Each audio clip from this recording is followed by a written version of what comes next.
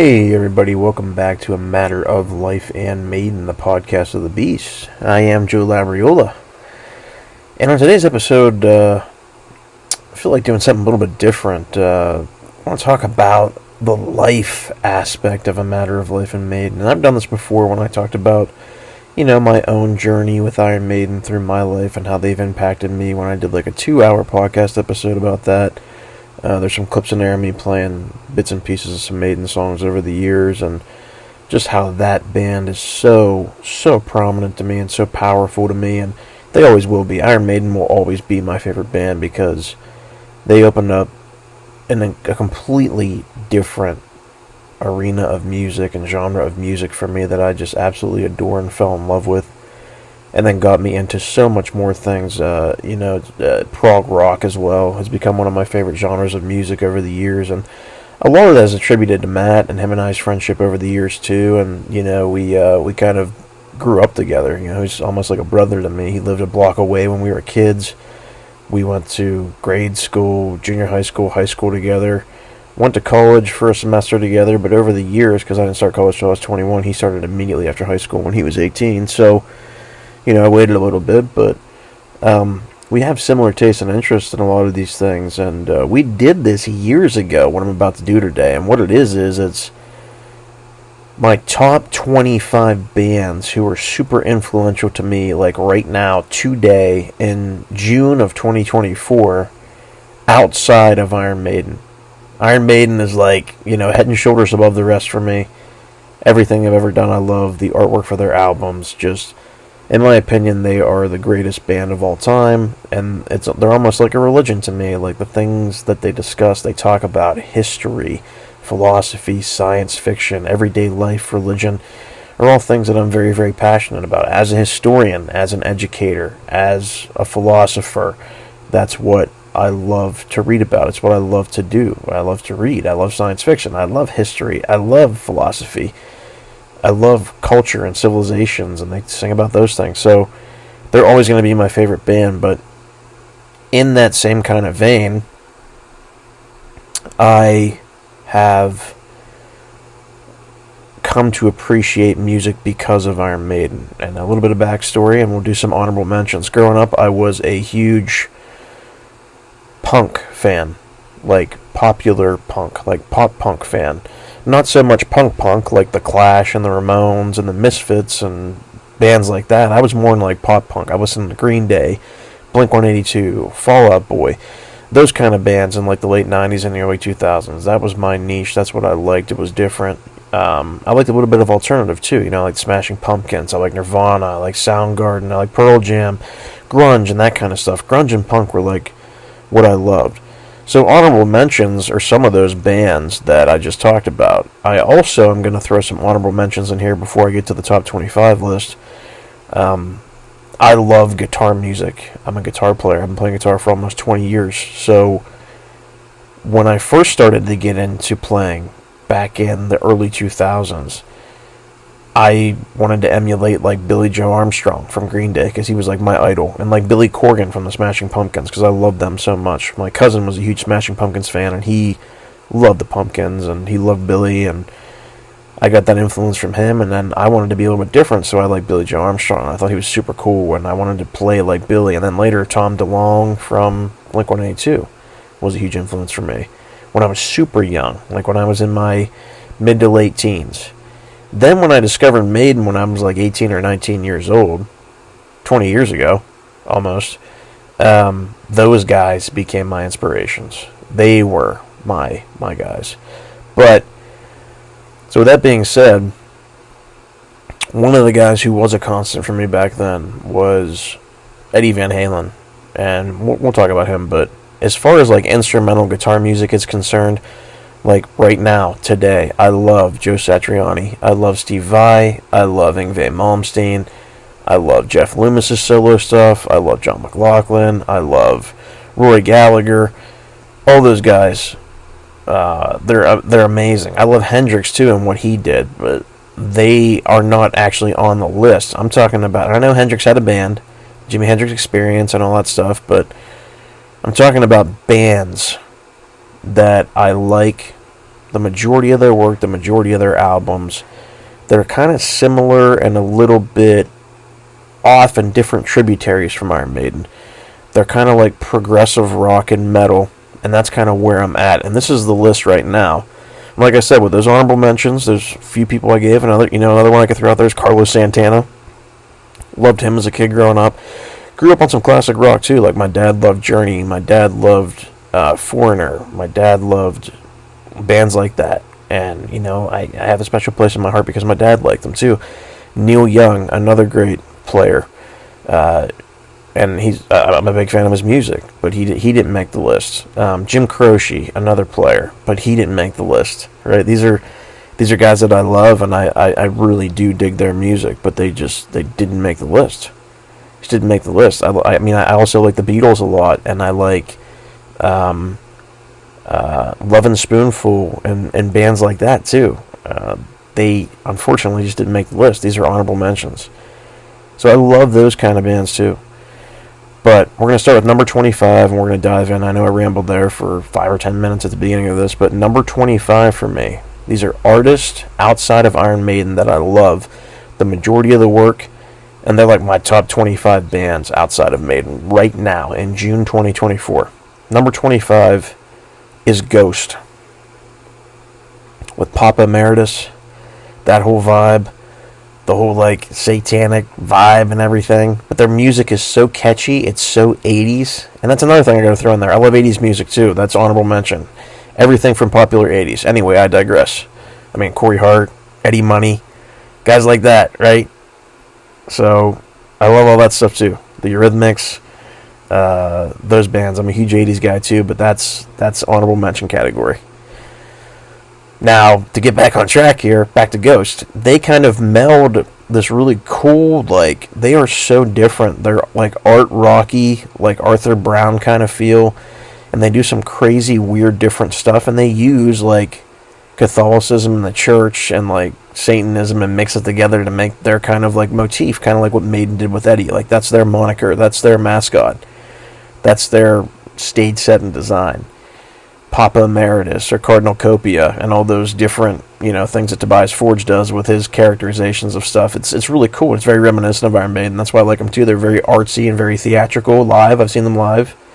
They opened for Maiden on the Book of Souls tour. I saw them in 2017. They played the Melior album, which is amazing. I love that record. It's very, very good. I also really love Prequel, and honestly, Meliora Prequel and the new album Impera is unbelievable. Like, Impera is amazing. I remember when it came out and I was like, this album just kicks ass. Call Me Little Sunshine is great. Hunter's Moon's amazing. Spillways is great. That whole record is just amazing, and so is Meliora. They're a really cool band that throws a curveball in there. They're just so different. I love the Nameless Ghoul thing. I love everything about what Tobias Forge is doing with that. So, they're number 25. Number 24 is Tool. Tool with Maynard James Keenan. They're cool because they're different. In the 90s and stuff, when I was growing up as a kid, grunge was super popular. Like I said, you had Nirvana, Pearl Jam, Soundgarden with this kind of different sound. I'll throw Caius in there too. Blues for the Red Sun is an amazing record. They're honorable mention. But Tool was coming up around that time too, but they were doing stuff different. They were like this industrial metal kind of weird. They had weird videos, like the Sober video and stuff, and some of that stuff was just, crazy. Lateralis was one of the first albums from them I ever heard. Love it. Schism is unbelievable. 10,000 Days with John B. And then their newest album that came out, I think it was in 2019, Fear Inoculum. That record is freaking killer, man. Like, that entire record, the title track is my favorite on the album. And I love Tempest too. Like, it's really good. That album is just so damn progressive sounding and just so different and so, like, spacey and out there. But the drumming and the instrumentation and the guitars and Maynard's vocals and the bass and, like, everything that they add, it's so atmospheric but so, like, solid and concise and straightforward. It's an amazing record. Tool's a kick-ass band. Like, they are so good. And I know they've been on a long hiatus between 10,000 Days and Fear Inoculum, but it's cool to see them back together again and doing things. And I know Maynard has some spin-offs with The Perfect Circle and all these different things, and Pussifer and all those bands. But Tool is, the cream of the crop. Like, that's the foundation. That's home base. That's mother base. And Tool's an awesome band. After Tool, coming in at number 23 for me is Testament. I got into Testament when I started playing guitar and listening to Iron Maiden back in the early 2000s. One of the records that came out when I was in college or around that time was The Formation of Damnation. Henchman Ride, that song. I mean, the title track, like, just a really proggy sounding record. It was almost like a new Metallica when I discovered these guys. I was like, this is awesome. And I eventually saw them in concert with Megadeth and Exodus, which was super cool too. So really, really love Testament. Love The Formation of Damnation. Their later stuff too is just awesome. Like, Dark Roots of Earth is really good. They have a really cool Power Slave cover on there from Iron Maiden. Brotherhood of the Snake is amazing. Titans of Creation that just came out a couple years ago is killer. Like, they're a really cool, like, straightforward heavy metal thrash band. And Alex Skolnick was a disciple of Joe Satriani. You can kind of hear a little bit of that in his playing. It's awesome. Like, they're a kick-ass band. I love Chuck Billy's vocals. It's very like very Hetfieldy sounding. They're an awesome thrash metal band. So for me, number 23 is Testament. Artwork too, killer on some of these later records like Dark Roots of Earth, Brotherhood of the Snake, Titans of Creation. The artwork on the album sleeves is awesome. Super cool. Coming in at number 22 for me is Death. Death, where I guess you could say the term death metal came from. Out of Florida, Chuck Schuldiner really got into Death a little bit later in the, mid to late 2000s, like early 2010s. That's kind of when I really got into Death. And, man, the first record I heard from Death was Sound of Perseverance that I really fell in love with, and it was awesome. I mean, I heard a couple tracks off of Leprosy before, and I was like, oh, they're cool. But their early stuff, like Screaming Bloody Gore, Leprosy, all those things, were more like zombie and gore focused. Not to say that they weren't great, but when Chuck started doing stuff like Symbolic and Individual Thought Patterns and the Human Record, and then, the last album they ever did, Sound of Perseverance, which I think is personally my favorite record they did. I mean, it's just, there's so much prog in there with the Death. I mean, it's amazing. Like, and the things he's singing about are so, they talk about the human condition and human emotion and philosophy and all the stuff that I'm passionate about, just like what Maiden does, but in a different way. And I mean, like, while technically it sounded amazing and phenomenal, completely different than what Maiden was doing, it had that, obviously, death metal feel. I mean, so many bands have come out of what Death did and have called themselves death metal. Like, they kind of coined that. They're called Death. Like, it's pretty amazing. And their logo is kick-ass. Their artwork for their records is pretty cool. A lot of the early stuff is, like, more zombie-focused and things like that. Like I said, monster-focused. And then later they get kind of, like, more serious and mature with their content. Like, the Sound of Perseverance album sleeve is awesome. It's like a mountain with a face in it. I mean, it's amazing. So, number 22 for me is Death. Rest in peace, Chuck. I wish he would have been around to write more amazing content, because he was just getting the party started with those last couple albums, and I miss him, and I miss really Sound of Perseverance. I mean, I put that on every once in a while and listen to it, and I'll spin it, or I'll listen to the MP3 version of it, and it's just like, man, this thing is freaking solid. So Death, 22. Number 21, Amon Amarth. I got into these guys in the mid to late 2000s as well. Like, this is when I started getting into Maiden. So, like, all these bands, like I said, Maiden literally opened the gateway up for me. When I went back and listened to all the Maiden records and digested them, and then I listened to, like, A Matter of Life and Death, and then there was no album after I wore A Matter of Life and Death out. Like, let's say 2007 rolls around, and I'd listen to Matter of Life and Death, every so often, but I'd be exploring all these other cool bands I'd never heard of before, and one of those bands was Amon Amarth. One of my buddies I used to hang out with was a huge Amon Amarth fan. He really liked Fate and Norns and With Odin on Our Side, and I listened to those records and I thought they were pretty solid. But when Twilight of the Thunder God came out, when I was in my first semester of college, I think it was 2008, It might have been 2009. I can't remember the release date for that, but one of those. I think it was 2008. Man, what an amazing record! Like from start to finish, Twilight of the Thunder God was perfect. It was a flawless album. I mean, like that. The title track was amazing. I used to watch the video like all the time on YouTube because I was so hooked. Like, how's he playing that? And then you see like Olavi McConan playing the solo, and they had the guest guitarist from Children of Bodom come in and help with the solo stuff too, and it was awesome. No, Alexi Lehigh, the other guy, he came in to help. It was just awesome. But Twilight of the Thunder God, then that record sent me on a path to go back and kind of like digest. And I like their more proggy stuff. Like I like the more proggy and melodic stuff they did. Like the earlier stuff that was more like death metal sounding.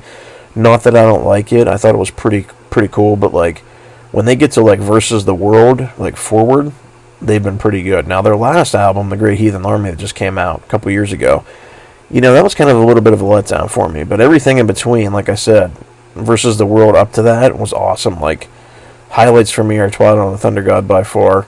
Love Deceiver of the Gods. That album got shit on, but I love it. Berserker was amazing. I saw them on that tour. It was a phenomenal tour, a really amazing album. For Deceiver of the Gods, they had like a Loki mascot come out, and they had like shield battles and Viking battles, and it was a very huge display and like a Viking ship, and it was very cool when Johan Haig had his freaking horn filled with beer that he rose for Raise Your Horns, and we're all drinking and stuff. It was awesome. It was an awesome concert, and again, very theatrical. Like the showmanship was amazing. So it's another reason. And like they love Iron Maiden. At the end of the Pursuit of Vikings documentary they go to like a Legacy of the Beast show for Iron Maiden. It's awesome. Like they're huge Maiden fans, and it shows. And I'm a huge Tolkien fan too. I love J.R. Tolkien. He's my favorite author of all time. My favorite fantasy works of all time are Lord of the Rings, those books in that trilogy, The Hobbit, and other things that he's done. And Amon Amarth is Mount Doom, you know, and from the Sindarin. So really, really cool. Love Amon Amarth. Love that band. A couple other albums. I mean, I do really like Yom's Viking, and I do like Searcher Rising, but I don't think they're quite as good as the ones I mentioned. Like Twilight of the Thunder God, Deceiver of the Gods, and Berserker for me are like just perfect albums. Like they're so good. Every song is solid. You can listen to it from beginning to end all the way through. You can pretty much with Yom's Viking and Searcher Rising as well. Don't get me wrong, but I just think they're like, where these albums are maybe like an 8.5 or a 9, those are more like a 7.5, 8. They're just a little less for me than these, but I still really do like Amon Amarth a lot. Number 20 for me, Periphery, with Misha Mansour on guitar, aka Bulb. Spencer Satello's vocals are amazing. They've had a couple different lineup changes, but those two guys in particular. Periphery won that record. That when that came out in like the early 2010s, man, that like really, really, really hit me hard in a good way. It was like amazing to listen to because, like I said, I came from kind of like a grunge pop punk kind of background, and they kind of melded a little bit of that kind of Spencer's vocals with a more technical metal sounding musicianship, you know. And lyrically, they're amazing. And Spencer's so versatile, his voice. But Periphery 1, the first record, was amazing. I feel like P2 was a step down. P3, I loved. Marigold's an amazing song. Loon is an amazing song. Juggernaut Alpha and Juggernaut Omega were amazing. And then Periphery 4, Hell Stand. Man, what a damn kick-ass record.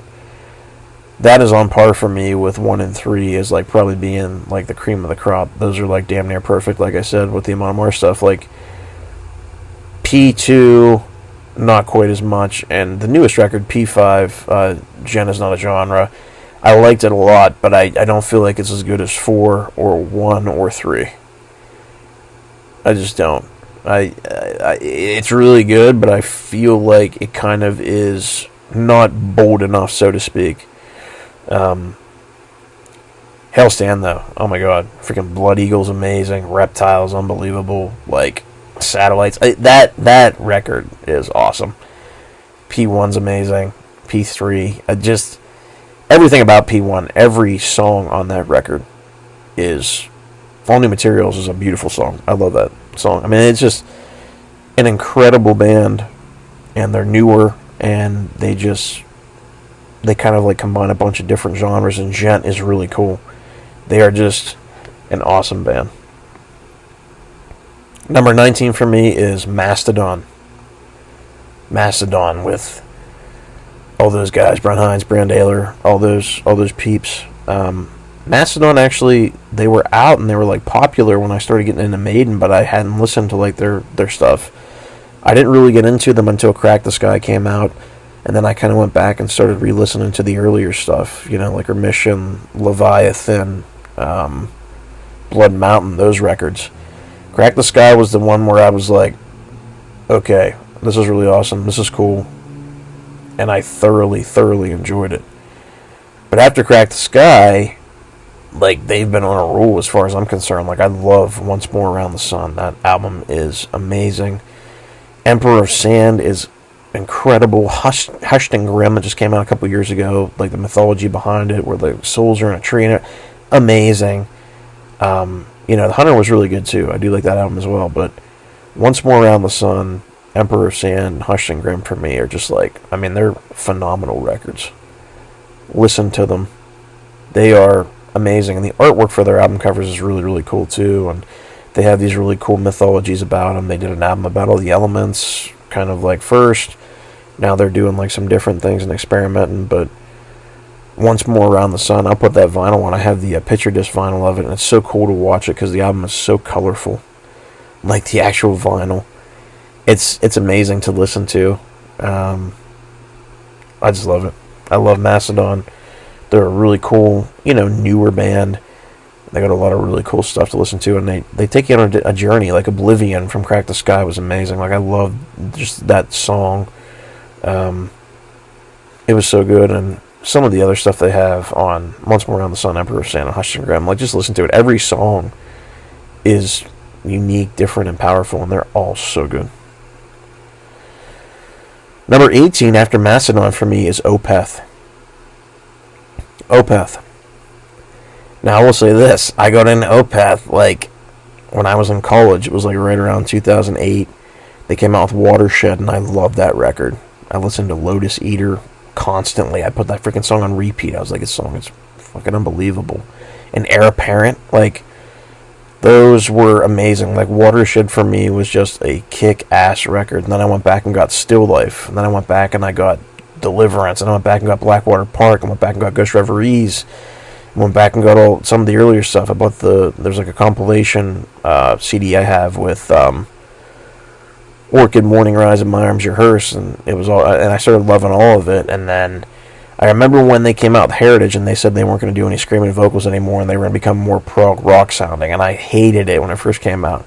I remember listening to Heritage, and I was like, "What a piece of shit band! How dare they, like, not do stuff like Lotus Eater and stuff like that anymore, and stuff from Deliverance, like Master's Apprentices and shit. Like, how could they do this to their fans?" And then when Pale Communion came out and I listened to it, I was like, this is actually pretty kick-ass. I went back and listened to Heritage and did like a new review on it, and I was like, this album's actually really damn good. And then after Pale Communion came out and they came out with Sorceress and then Incauda Venenum, like, I gotta be honest, their prog rock stuff sounds fucking unbelievable. It's like a newer version of King Crimson. Like, they are like, seriously, like, their newer stuff sounds like King Crimson. Like, it's different than King Crimson, but it's reminiscent of that, and I love that about them. I love Ackerfeld. He's one of my favorite frontmen in, like, metal music right now. I know they haven't come out with an album in a long time. It's been almost 5 years, I think, now, but, hopefully they're working on something soon. But, man, like, in a way, it's kind of like, I'm glad they're not going back and playing their old stuff, because their new stuff is just as good, if not better. Like, that 180 they did was awesome. It, like, worked out for them. And they're just a really cool band, and especially since they started doing the prog rock stuff, their album covers are, like, timeless. Like, the Heritage cover, even though at first I didn't care for that album when it first came out, now I love it, but the cover for that is so amazing. And the cover for Pale Communion is awesome, and the cover for Sorceress is fantastic, and the cover for Incauda Venenum is amazing. Like, their album covers were, like, more realistic, like, photography stuff previously, almost like the original Black Sabbath album looked like. Kind of had that kind of vibe to them, like these kind of like ghost story haunting feel. to their album covers, but now they're more artsy. Like they look like paintings. They look like, almost like Maiden-esque, like just a classic album cover. Like in the newer stuff, like I said, the prog rock stuff is just timeless. Look at those album covers I just mentioned for the prog rock stuff, Heritage, all the way up to the latest album, Incauda Venenum, and you'll see what I'm talking about. They are amazing. Musicianship's amazing too. 17. It's one of my favorite modern day bands right now. And I know they're at number 17 and it's not far from 25, but one of my favorite modern day bands right now, and I absolutely love them to death. They're just phenomenal. Is Trivium. Matt Heafy, Paolo Gregoletto, Corey Balow, and now Alex Bent. Wow. I mean, I saw these guys twice. I saw them on the In Waves tour and the Sin and a Sentence tour.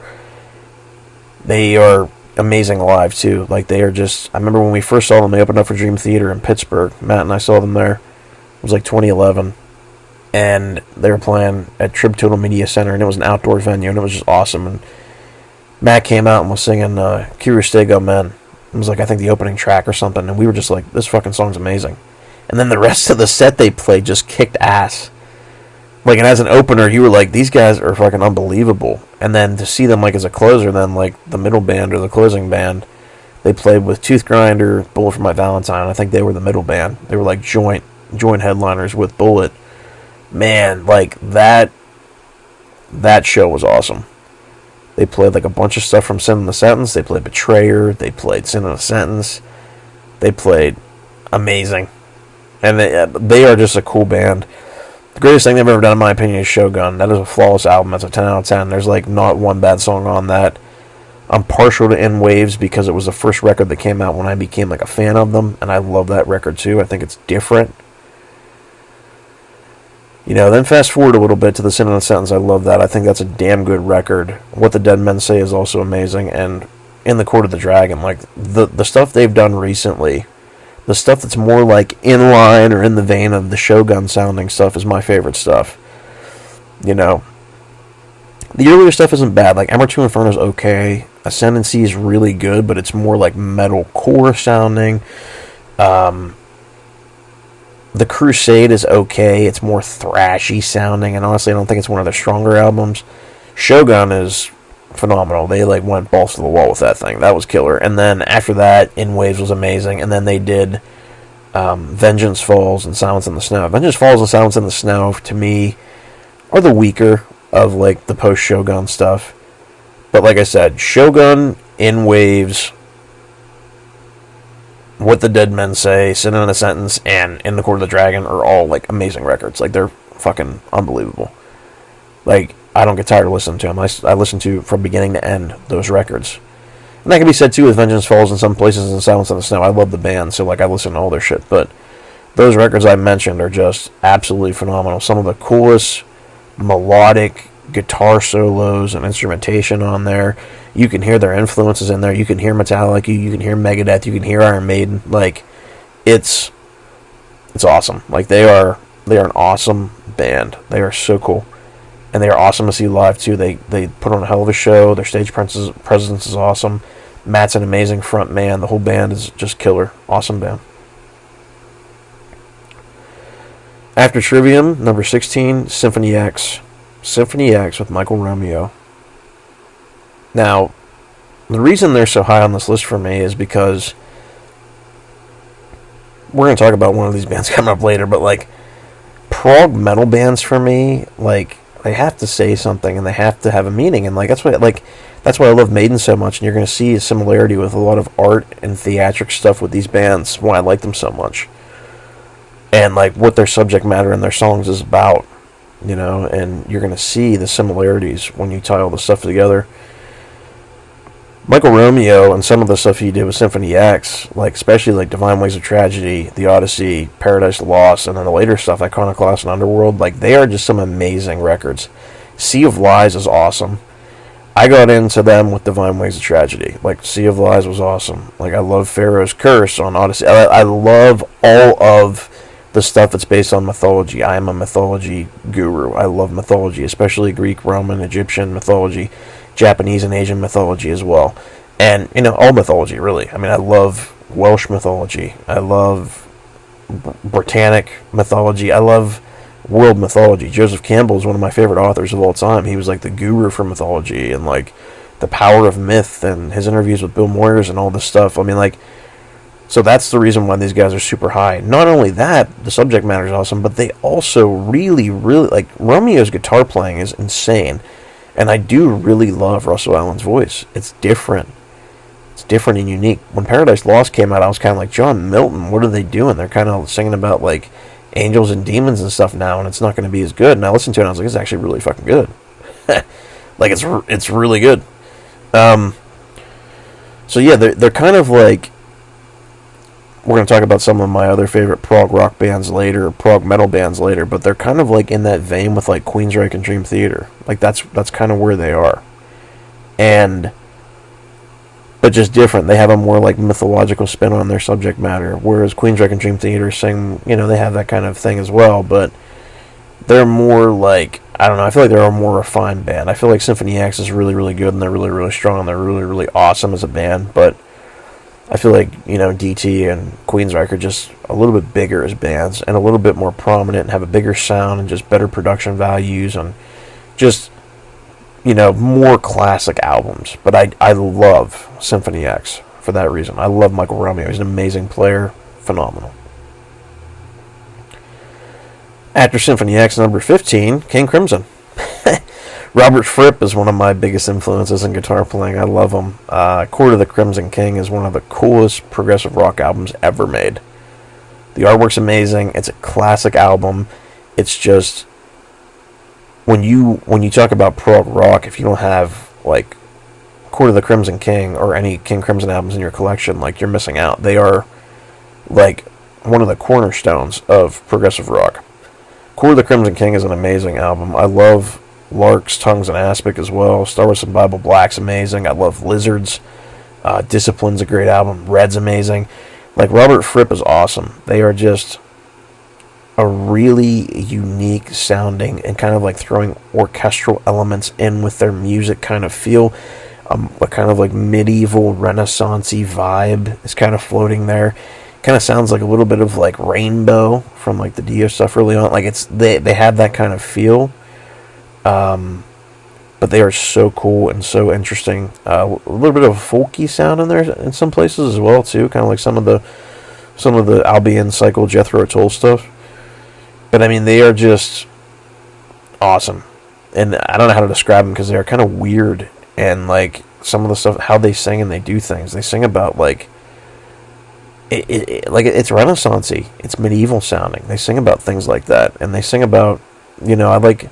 The albums I mentioned are more in line with that kind of like Dark Ages, medieval kind of feel, and, courts and jesters and all these kind of things, and kings and all that stuff. But the later stuff that they did, it's good, it's okay, but I'm not really a huge fan of it. I like the albums they did in the 70s and the 80s, predominantly. That's where their strength was. Later stuff is okay. It's just, they didn't adjust to the, because obviously grunge pretty much killed all metal, and hair bands and hair metal bands killed metal and classic rock for everybody. But King Crimson is one of those bands that didn't have like a comeback where they had a reunion and they did like 5 or 6 new albums. Like, it just didn't happen. They did like 1 or 2 or maybe 3 albums over the last 20 plus years, and it just, or longer, 25, 30 years, and it just, they didn't hit the same kind of like, the same kind of peak or like a revisitation to their glory days as a lot of these other bands did. So, or will, that I'll talk about. So, that's kind of why they're like in the middle there, kind of at number 15. But after them, number 14 is Queensryche. Queensryche. Operation Mindcrime. Like, need I say more? It's probably the greatest concept album in metal. I mean, it's just unbelievable. I love Operation Mindcrime. I love Rage for Order. I loved Empire was pretty good. Mindcrime and Rage for Order for me are like just amazing. I saw them on. It was actually right before Jeff Tate got fired from the band. They played a ton of stuff from Rage for Order. And that was when the American Soldier album came out. Not that I dislike American Soldier, the record, but I still don't think they ever... I don't think after, like, Empire, they ever really got back to where they needed to be with Jeff Tate. And that's what I want to say next. Like, in a way, it's almost kind of good that he left the band, because in the direction they were going, they just weren't doing anything worthwhile. And they got Todd LaTorre, and he joined. And Parker Lundgren was in the band for a while. He was the second guitar player after Michael Wilton. Chris DeGarmo left a while back. And now, I can't think of his name. Is back. Mike Stone, excuse me. Mike Stone's back in the band. Mike Stone's become an amazing guitar player, by the way. He wasn't that great before, but he's grown as a player, and he's amazing. Their albums with Todd LaTorre are actually really good. The self-titled Queensryche album, Condition Human, is awesome. The Verdict was really good, and their newest record they came out with, Digital Noise Alliance, or DNA, man, that's a banging record. I mean, that's up there for me. Like, it's up there, honestly, with Operation Mindcrime and Rage for Order, in my opinion, as one of the most unique and progressive-sounding Queensryche albums ever. And I mean, that's with Todd LaTorre, and he sounds very, very similar to Jeff. You can hear the subtle differences, like they are different. Don't get me wrong, but they do have kind of like a similar voice in a lot of places. They are distinctly different. You can hear the shades of their differences, but Todd does a damn good job as being the front man for Queensryche, and like I said, their last album, Digital Noise Alliance, is damn good. Definitely check it out. And Todd has his own solo record too that's really damn good. I think it's called Rejoice in the Suffering. It's a little heavier and like darker than Queensryche stuff, but it's freaking good. If you get a chance to grab that, listen to it, because it's awesome. Check that out. After Queensryche, number 13, Dream Theater. Yeah, it's kind of like the prog metal bands all in a row here, in a way. John Petrucci's been one of my favorite guitar players ever since I watched G3 in Tokyo with Steve Vai and Joe Satch and John, and then getting into Dream Theater as well back in the same time period here. Like, it was like 2008, 2009, 2007, like around those couple years, those 2 or 3 years. The first Dream Theater album that I really got into was Octavarium, and it's still one of my favorites to this day. I love the title track. It's an amazing, epic 20-plus minute song. That record is super cool. The score DVD, I bought that. I still have it. I mean, I used to wear the crap out of that, watching James LeBry sing with, everybody in the band. It was awesome, and I've seen Dream Theater live 3 times. I saw them twice with Portnoy when he was originally in the band, and then he left, and I saw them once with Mangini, and now Portnoy's back. So, really, really cool. And speaking of Mangini and Portnoy, I think they're both amazing drummers. They both are different. They're both super technical. They're both some of the greatest drummers in the world as far as I'm concerned. And the stuff that Portnoy did that I really love, some of my favorite Dream Theater records are Awake and Octavarium. And obviously, Images and Words is amazing. Scenes from a Memory is phenomenal. I really do like Train of Thought. I think it's underrated. I love 6 Degrees of Inner Turbulence. I mean, he's amazing. Like, Portnoy was amazing. My favorite Dream Theater album of all time is Awake. I think it's phenomenal. I love 6 O'Clock. I love Lie. I love Space Divest. I love that entire record. Then you fast forward to when Mangini joined the band, and honestly, A Dramatic Turn of Events is one of the coolest, most progressive sounding, tight, just damn near perfect Dream Theater albums ever made, as far as I'm concerned. I love that album as well. I love Bridges in the Sky. I mean, it's just beautiful, beautiful. That album is amazing. That's the first with Mangini on drums, and we know the albums he did after that are all really damn strong too.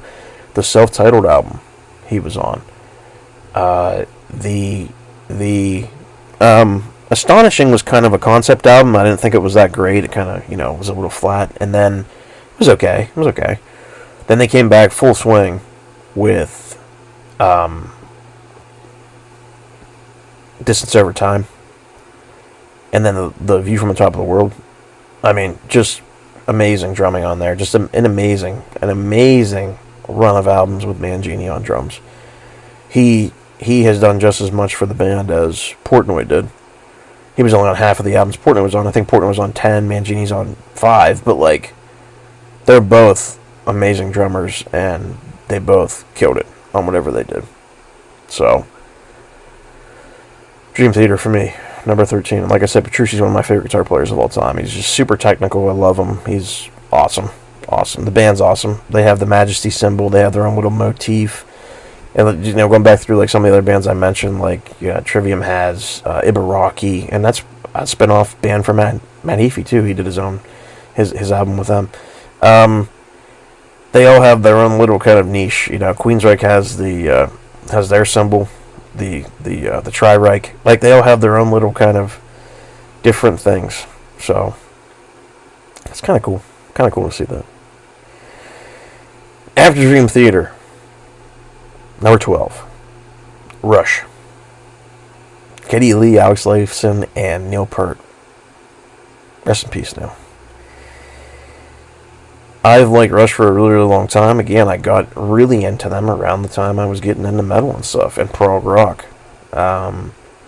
Getting into bands like Queensryche, and we'll talk about some of these other prog rock bands later, but went back and started to really get into Rush. I mean, when Guitar Hero came out in the early 2000s, YYZ was on there, and it was like a song you could play, and I remember I loved it. I killed it. You know, I love YYZ, and it was all instrumental. And then growing up, you know, on the radio, we had a classic rock station around where I grew up called Q94.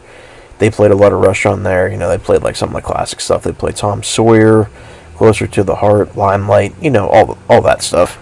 But I really got into Rush in like the early to mid 2000s, and like I said, that's kind of when I got into them in the late 2000s. Moving Pictures is one of the coolest rock albums of all time. It's a classic album. I've always loved 2112 as well. It's one of my favorites. Just super good, super good. Hemispheres is underrated. I think that's a great record. Farewell to Kings is absolutely amazing. And honestly, my favorite Rush album is Clockwork Angels. I hate to say it, but I know it's the last thing they ever did, but I remember when that came out and how just damn epic it was. And it's a conceptual album. Just, it took everything I loved about Moving Pictures 2112 and then added that heaviness to it and that dimension to it that just, it really took Rush in a different direction and elevated them. It took like the formula they did with Snakes and Arrows and just improved it. I mean, it's just, Clockwork Angels is an amazing album, and it's a book. I think Neil Peart wrote it with another author, and it's a novel. It's an actual novel, and the album is a concept album, and it's just Neil's kit with that, and the stage show was awesome, and Rush is a really cool band, and Clockwork Angels, like I said, is my favorite album they've ever done. I think it's a perfect album. It's amazing. It's amazing. After Rush, number 11 for me is Van Halen. Van Halen. Yeah. Yeah. Listen to Van Halen, really got into them. Like I said, Q94 played all this stuff I listened to when I was a kid and a very young man, but I really got into Van Halen when I was in like 8th or 9th grade. Matt and I actually went to a local store that was here. It used to be Hills, was a department store, and then it became Ames. And when it was Ames, Matt and I went over when we were in junior high school in 8th or 9th grade, and we'd buy CDs. I think Matt got like Led Zeppelin the early days on CD, and we both got Pink Floyd Dark Side of the Moon, and we both got 2 CDs that day. He got Zeppelin the early days and Dark Side of the Moon, and I bought Dark Side of the Moon and Van Halen 1984. And I can remember like just looking at it with like an angel on the front, like cigarettes, and I was like, what is this about? Like, this is crazy. But I brought it home and I put it in, and I was just hooked immediately. Like Jump, Hot for Teacher, Legs, Top Jimmy. That whole record from beginning to end is amazing, and Eddie's playing on it is so damn good. And 1984 is my favorite Van Halen album for that reason. I love Van Halen 1 too. Ain't Talking About Love is my favorite Van Halen song, but it's not my favorite album. If it was on 84, heads would explode. But Van Halen 1's amazing. I love Ain't Talking About Love. I love Ice Cream Man. You know, just phenomenal. Van Halen 2 is really, really good. Those records in particular for me are awesome. Fair Warning's really good. Diver Down is pretty cool. I like some of the stuff on there. It's more of like a covers album. There's a lot of covers on that, but I think it's really good. Women and Children First is really good. They are awesome, and it stinks what happened to Eddie and everything that happened. Now, I will say this. I do like when Sammy Hagar came into the band, too. I do like 5150. I do like that. I do like For Unlawful Carnal Knowledge. I do like that. I do like those records. But me as a fan of Halen, I like the original David Lee Roth stuff more than the Sammy stuff. I feel like it was just a little bit of a step down. And it was different. It didn't really showcase Eddie's playing as much because he was playing keyboards and doing a lot of stuff like that. I mean, he still played guitar, but he mellowed out with those a little bit, and it was more popular sounding, which the original stuff for me was almost like, I don't want to call Van Halen a hair metal band because they were like borderline between that and like really interesting, crazy guitar stuff. Like CeCe DeVille's not playing like Eddie. Right, from Poison. Like, those guys aren't playing. Slash isn't playing like Eddie. Like, nobody can play like Eddie. And Eddie was the reason they were, like, not a hair metal band. Because he was, like, the force that was like, this guy's a killer player. And that's why they're where they're at for me. He was probably my first, like, guitar hero. Like, actual player who could shred guitar. Eddie was, like, my first hero growing up as a kid. Like, Matt Led Zeppelin, and his hero was Jimmy Page. And I love Jimmy too, don't get me wrong. But Eddie, for me, was like the guy. I wanted to be like Eddie. I loved the Frankenstrat. I loved everything about what he did. I thought he was flashy. I loved Eruption, everything. And just, rest in peace, Eddie. Like, another legend gone. Like, it's crazy to think that. But, man, I love the original Van Halen stuff up until 1984 when Dave left. I do like some of the stuff with Sammy. The Gary Sharon record, Van Halen 3, is okay. I mean, it's not that great. And then, when Dave came back and Wolfgang was playing bass, and Michael Anthony never came back, and they did the last record, that was pretty decent, too. It was kind of, I don't want to say it was a return to form, but it was a step up and an improvement from VH3 and the stuff with Sammy, as far as I'm concerned. So, that's Van Halen. Number 10, the Scorpions. Much like I said about Eddie Van Halen, Uli Jon Roth is one of my favorite guitar players of all time, too. The early stuff with the Scorpions, too, like Taken by Force and stuff like that. Those records, like The Cells of Charon, where Uli's just ripping with his amazing Strat, and they sound like a progressive metal band, or a progressive rock band at that point in time. And then when Uli left and Matthias Jabs came in, and, he's amazing too. Like, I love Matthias Jabs too, just a different guitar player with his Explorer guitars, and they were coming out with amazing albums like Animal Magnetism and Love at First Sting and all those things, right? Like, I love their, I know that they're radio friendly and they're probably overplayed and all that stuff, but I love them. I love The Zoo. I love Still Loving You. I love No One Like You. I love Winds of Change. I love those songs. Send Me an Angel.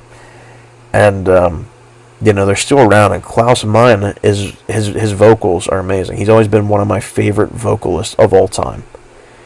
That really unique, just like creamy, like soft, crystal clear voice. Like, I love that about him.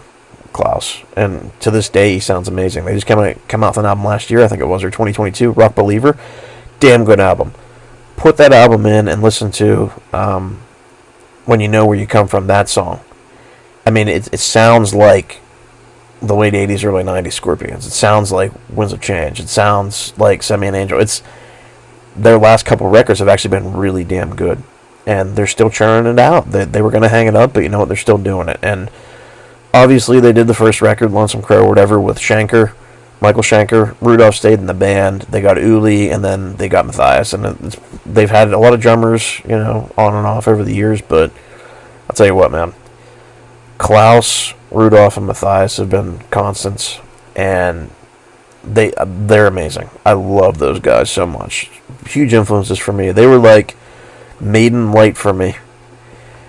when I was really getting into the stuff. And with them, I listened to them in the late 90s and early 2000s too, because they were on the radio. My dad liked the Scorpions, so like they were kind of like a big influence for me too, and they still are. I mean, they still have that kind of like, they still have that rock feel that takes me back to like the 80s and the 90s, that kind of just vibe. You can just feel it, like their energy, and I love that about them. Amazing band. Number 9 for me, Pink Floyd. Pink Floyd. I just talked about this when I talked about Van Halen. One of the first CDs I ever bought, like a classic rock CD that wasn't punk or any of that stuff, was Dark Side of the Moon.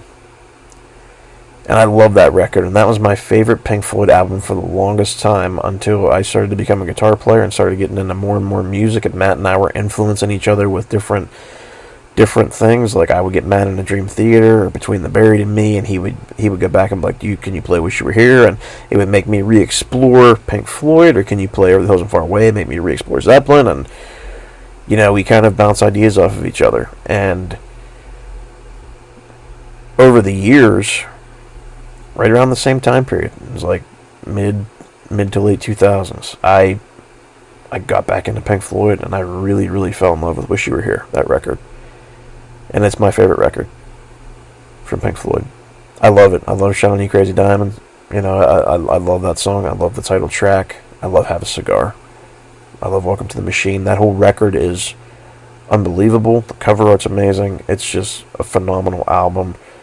Dark Side of the Moon is probably their best. It has probably the most classic songs on it. I still have a very, very special place in my heart for that, because it's the first Pink Floyd album I ever bought. The Wall was always amazing. The Animals is unbelievable. The final cut, I didn't really, I didn't think it was that great. When Roger Waters left and David Gilmour kind of became Pink Floyd, and it was Momentary Lapse of Reason and a Division Bell. Those two records are awesome, and they are underrated. Learning to Fly is amazing. High Hopes from Division Bell is amazing. Like, just some of the coolest songs ever. And they're one of my favorite bands, obviously. They're number 9 on the my 25 favorite bands outside of Iron Maiden. So that goes to tell you. And you've all probably heard the story. Put Dark Side of the Moon on and watch The Wizard of Oz, and the mouths and the words will link up with the characters talking and stuff. It's neat. Try it. Really cool. And I just saw Brit Floyd a couple months ago. They're a cover band for Pink Floyd, and they played a lot of stuff from, their 70s catalog, and a lot of stuff from Division Bell, this last tour they did, which was awesome. So I really enjoyed that. So if you get a chance to see Brit Floyd, go check them out. They're very, very good. Probably the closest thing to the original Pink Floyd that you're going to get, unless you go see David Gilmour solo or Roger Waters solo. So very awesome. And yes, Wish You Were Here is a tribute to Syd Barrett, who died, their friend. It's on the first several Pink Floyd albums. But I truly, honestly, not that I don't like Syd, but I do prefer the vocals of Gilmour and Waters, just because they had that classic run of albums in the 70s. That was just unbelievable, the ones I mentioned. So Pink Floyd. After Pink Floyd for me is number 8 is Yes, the band Yes. Wow. I've seen Yes twice in 2 iterations. Never with John Anderson, but I saw them when they had Benoit David in like 2009, and I saw him 10 years later with John Davison, the current singer and the new singer. He sounds amazing, by the way. They both sounded amazing. John Anderson, though, like, hats off to him. He did some amazing stuff for Yes. I mean, he is the original singer. He's phenomenal. Their run of albums in the 70s is damn near untouchable. I mean, it's just as good as that run, the Bruce era albums in the 80s with Iron Maiden, in my opinion. Or the early Sabbath run with Ozzy.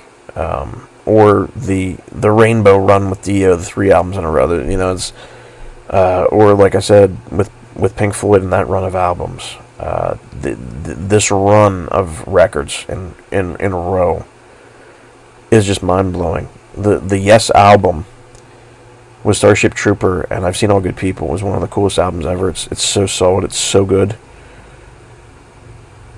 Close to the Edge is amazing. Siberian Catcher. Fragile is probably, in my opinion, their most solid album from top to bottom. Something for Everyone. It's just phenomenal. South Side of the Sky, Roundabout. Need I say more? Tales from Topographic Oceans, like the list goes on. Relayer is my favorite album just because of that Roger Dean artwork that honestly he said he modeled after Minas Tirith and the White City from Lord of the Rings. Another connection to Lord of the Rings. And if you look at that album cover and that art, it's just phenomenal. Roger Dean's artwork on all of their albums is very artsy, like otherworldly, kind of like sci-fi fantasy motif that runs through their album art. It's just beautiful. It's beautiful. Outside of Iron Maiden and Derek Riggs and the stuff that Iron Maiden has done, I would have to say, for me personally, my second favorite album artist, outside of Mark Wilkinson, like I said, with the stuff with Priest, and we're talking about Derek Riggs and Melvin Grant and the stuff with Maiden, Roger Dean and the stuff he did with Yes is top shelf, man. I mean, it's some of the coolest, most beautifully designed artwork I've ever seen. It's like it reminds me of like being a kid and going into a library and like looking at these fantasy books and seeing all the art that was drawn of these fantasy worlds that you wanted to go to, or like these intergalactic outer space worlds or planets. I mean, it's a mixture and a melding of those two ideas, and it works fantastically for these guys. And I love, like I said, all the art. But going back to Yes, Relayer is just amazing. It's like a 3-song album. Gates Delirium's like 20-some minutes long. Soon is amazing. Like, Sound Chaser is just unbelievable. I remember when I first heard Relayer from beginning to end, I listened to it and I was like, what was that? It was amazing. I was blown away. And it's still my favorite album to this day from Yes. But I mean, that run, they're all very, very close to each other. They're all like damn near perfect or not perfect. I mean, like I said, like all those ones I just mentioned in the 70s, that run is unbelievable.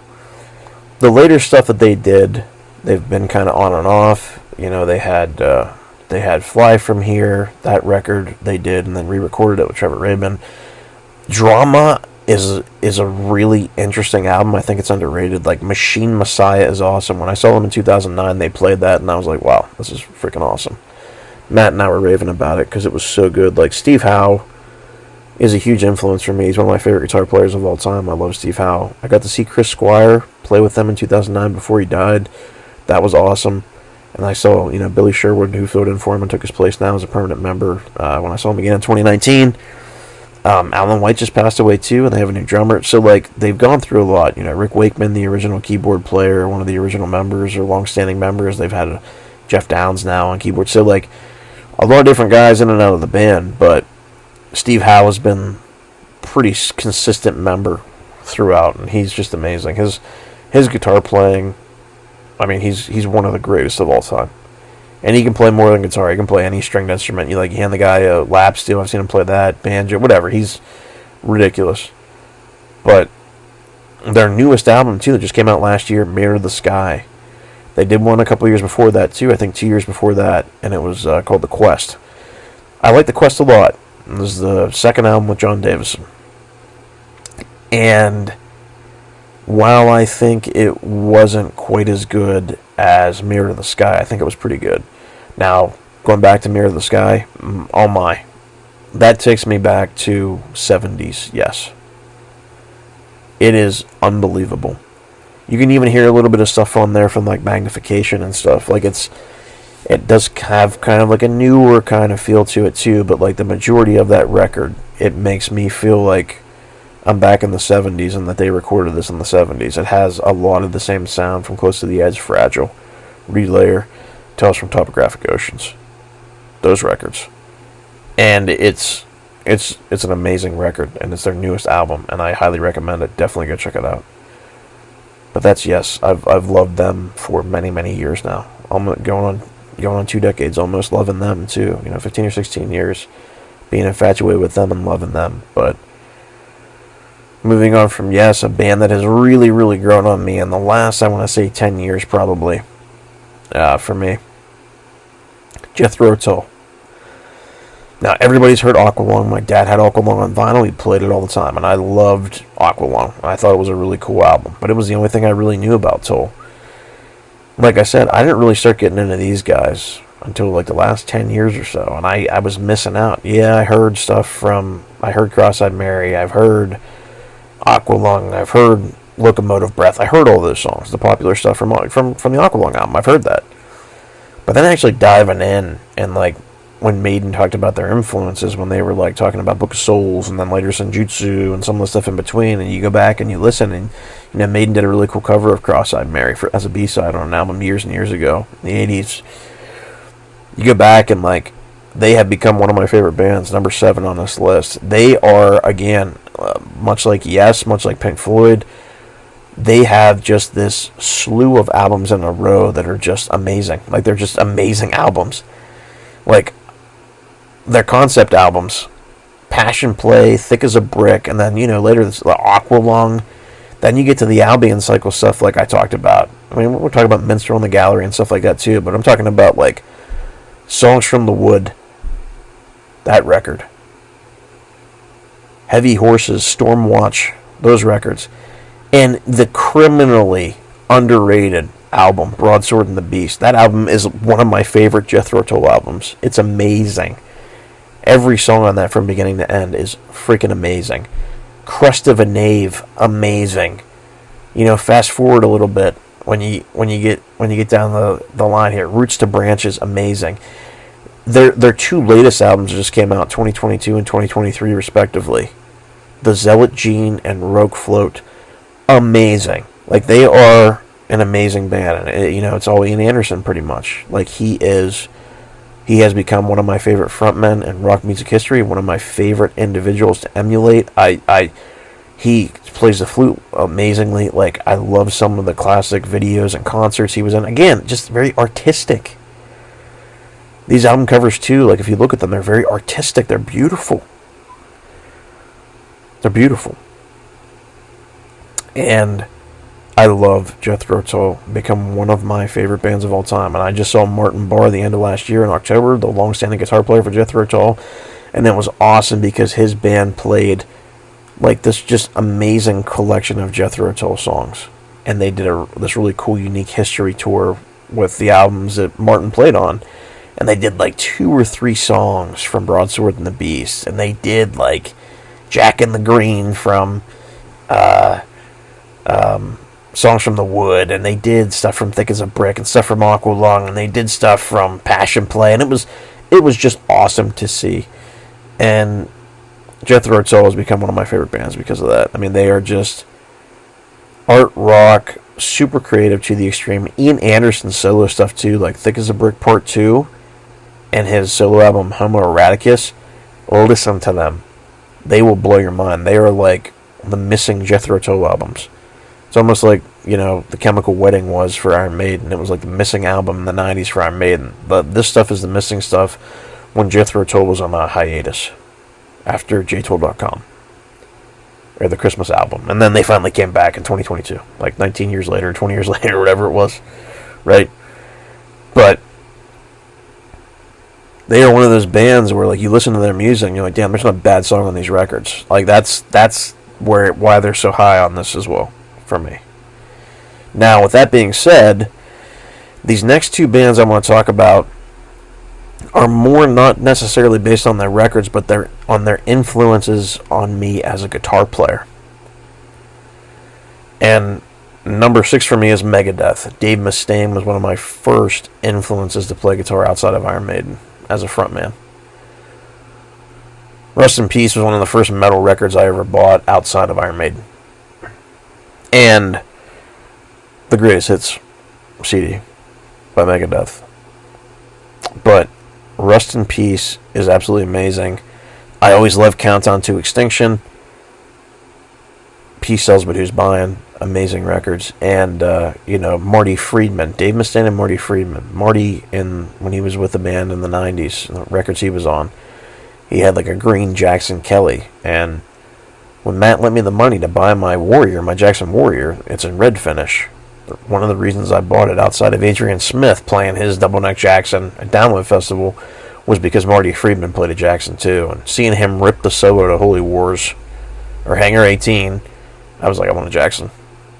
And I think Dave was playing a Jackson in those videos too, because he was endorsed back then by Jackson. So Jackson was like, "Oh, Jackson, I need to have a Jackson."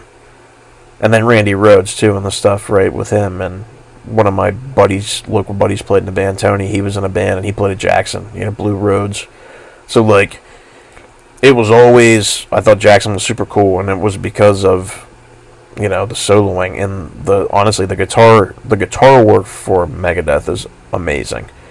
Technically, they're amazing. Dave might not be the best vocalist. He might sound raspy, and his vocals aren't.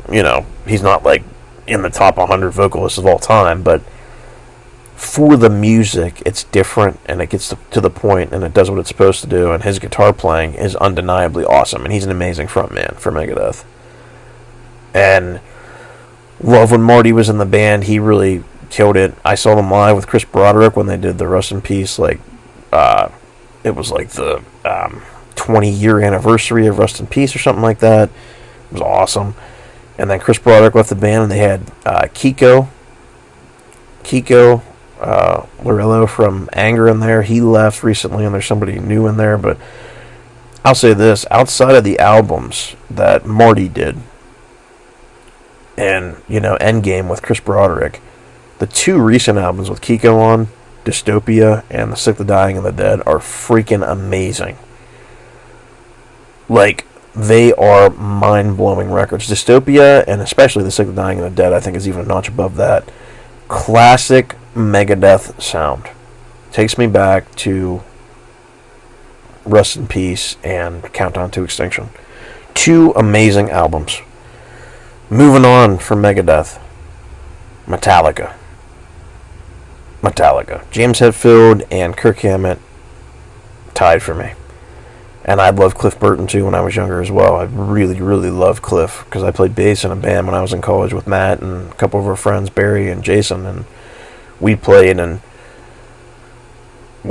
for him the Bell Tools, and we were learning some other Metallica songs, and it was, I was basically Cliff and James in that band because I sung and played bass, and Matt was the lead guitar player, so he was basically Kirk. And it was just when Matt got into Maiden, he also got into Metallica around the same time. So Master of Puppets, he always had a Master of Puppets hoodie or a shirt he used to wear all the time, and it was one of his favorite shirts. And Master of Puppets, man, for a time outside of Maiden, I was obsessed almost as much with Metallica and Megadeth, those two bands. I was obsessed almost as much with them as I was with Iron Maiden, and I would follow them as closely as I did Iron Maiden because of the imagery, because of the music, because of everything. Like, I love Vic Rattlehead for Megadeth, and I know this is Megadeth, but Metallica, like the imagery on Master of Puppets and the Creeping Death single cover and Ride the Lightning and the Injustice for All cover and the Kill 'Em All cover and all that stuff they did in the 80s, like, it was just amazing to me. I was obsessed with that era of Metallica and the first couple albums with Mustaine. And, I remember when United Abominations came out, I was really hooked on that record. I loved that record. And that was Glenn Drover on guitar. Completely different guitar player. Dave's gone through so many. But anyway, going back to the imagery and, the theatrics of these guys, too. I've seen them both live. Saw Metallica play on the Hardwired tour a couple years ago, and just amazing. Like, my favorite Metallica album is Ride the Lightning. I think it has some of the greatest metal songs on it of all time. I think their best record is Master of Puppets, like, hands down. It's complete 10 out of 10, top to bottom. But my favorite song is Creeping Death, and that's on Ride the Lightning, and Ride the Lightning is just a strong album. Fight Fire with Fire, the title track, For Whom the Bell Tolls, Fade to Black, one of the greatest guitar solos in Metallica's catalog, in my opinion. And then, like I said, Trapped Under Ice and Escape, are kind of weak, but then the amazing instrumental on Call of Cthulhu, and then, Creeping Death before that. Like, just amazing storytelling, like I said, and they sing about historical stuff and events and life and philosophy and all those things. And I love that it's based on literature and all those things as well. So that's why Metallica is where it's at. The thing with Metallica for me is I kind of fell out of love for them because, I still like them a lot. They're still some of my most prominent influences and for me playing guitar and everything. But after the Black Album, they just went through this phase, like Load, Reload, Saint Anger. When Death Magnetic came out when I was in college, I was like, amazing, Return to Form, and I was obsessed with that record. Then you had to wait 7 or 8 years for another album, and it was like, okay, now we get another album 8 years later, and then, Hardwired came out, and I loved half of it, and I disliked the other half. And then 72 Seasons just came out last year, and I liked the same thing. I liked half of it, and I disliked the other half. Like, if it's going to take 7 or 8 years to make an album, I should like at least 75 to 80% of it, in my opinion, and not 50% of it. So, I still love Metallica because of what they've done for me as a guitar player and as a metalhead. But I can't sit here and say that like they're consistent as some of these other bands I've talked about, or they're as consistent or as prominent in terms of what they're churning out nowadays as the other bands I've mentioned.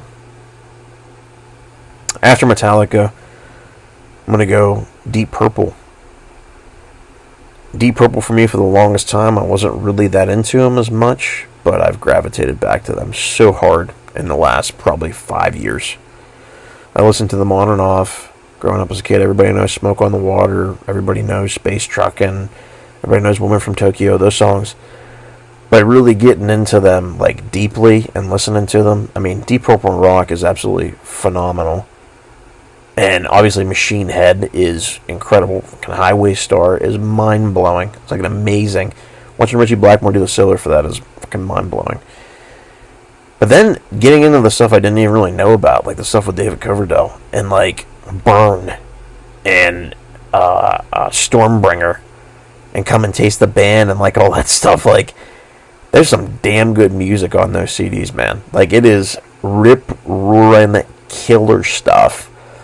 And then when, Richie left and the whole... Basically, if you look at Deep Purple, you can kind of, like, wrap Black Sabbath into that, Dio, Rainbow, and, like, a slew of other bands. Because all the members somehow worked with other people in other bands. Like, Glenn Hughes is on a Black Sabbath record, and Richie Blackmore was with Rainbow, and Roger Glover and Ian Paice produced the first couple Elf albums that Ronnie was on. It's like...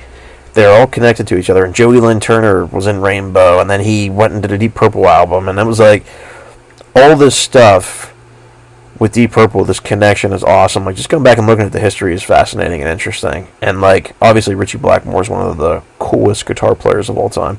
He's become one of my favorites of all time. He's definitely in the top 5 by far. I mean, he's unbelievable to me. A lot of people really love Jimmy Page. And we're talking about Jimmy, but Jimmy was never one of my favorites. I always liked a couple other guys a little bit more than him. I mean, he's one of my favorites, don't get me wrong. Like, he's in the top 5. He's in the top 5 for sure, but he's not, like, top 3. Like, that for me is, like, all-time favorites. But, yeah, like, Richie Blackmore's amazing. And when he was in the band, it was awesome. And even the later stuff they did, when Steve Morse joined the band after Richie left in the 90s and 94 and went and did... started doing Blackmore's Night and stuff with his wife Candice Night, and that's amazing music too, though. It's very Renaissance-y, but the stuff they did with Steve Morse and the records they did with him too are all very, very good. And Ian Gillan is regarded as one of the greatest hard rock or proto heavy metal singers of all time. And he was on a Sab album. I mean, it's awesome. Like, they are just a band that you need to, like, digest and listen to. Their newer stuff is really, really good. The older stuff is amazing. Perfect Strangers is an awesome album. I mean, like, everything that they've done is really cool. I'm not saying everything was super successful. They did have some dud albums here or there. Like, the earlier stuff is okay. It's not some of my favorite stuff. But when Ian comes in, Richie's there, that period, like, in the 70s. And honestly, I love the David Coverdale albums. I think they're amazing. Like Burn is unbelievable. It's one of my favorite Deep Purple albums. They are on fire. They are on fire. And they are an amazing band. And I've really, really come to respect and love them in the last 5 or 6 years in particular. Like a lot. Coming in at number 3 for me, Judas Priest. Now, I remember when I got into Maiden, it was almost like, if you talk to metalheads where I grew up, like around here, you either like Maiden or you like Priest. You couldn't like both. It was almost like Star Trek and Star Wars, like that feud. You can't like both. Well, I like Star Wars and Star Trek, and I like Maiden, and I like Priest. And I will say, though, I grew up a Star Wars fan. Matt was always a Star Trek fan, so he likes Star Trek a little bit more than I do. I like Star Wars a little bit more than he does. But I do like Star Trek. But if you were to tell me, like, what do you like better? I'm going to say Star Wars, because I grew up with it. You know what I mean? Like, I love Star Trek, too. I'm not dissing Star Trek. I think it's awesome. But Star Wars is like, it's just been with me for so long. It's been with me since I've been like 5 years old. So it's hard for me. I didn't get into Star Trek until I was a little bit older. Until I was probably like 8 years old. 7 or 8 years old.